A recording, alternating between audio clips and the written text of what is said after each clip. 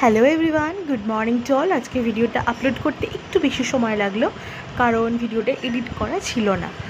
তাই সহজে যেই ভিডিওটা এডিট করা ছিল আমার কাছে এই মুহূর্তে, সেটা দিয়েই আপলোড করে দিলাম আজকের ভিডিওটা। এটা হচ্ছে আমার কালকের ভূত চতুর্দশীর লুক। জাস্ট কিডিং, ভূত চতুর্দশী নয়, 14 প্রদীপ দিতে হয়। তো আমি ভাবলাম যে আমার তো পায়ে ব্যথা, আমি তো রেডি হয়ে মণ্ডপে গিয়ে বেশিক্ষণ বসে থাকতে পারবো না, আর তার সাথে আমার ফাইনাল এক্সামটাও চলছে।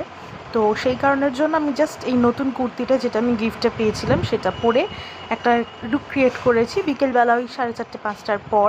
দেন বাড়িতে তো প্রদীপ দেওয়ার নিয়ম ছিল, মাও রেডি হয়ে গেছিলো, আমি মা বাবা তিনজনে মিলে সাজগোজ করে অনেক দিন বাদে একসাথে একটু ফটো তুলেছিলাম, যেটা কিন্তু আমার ভীষণ পছন্দের ফটো হয়েছিল।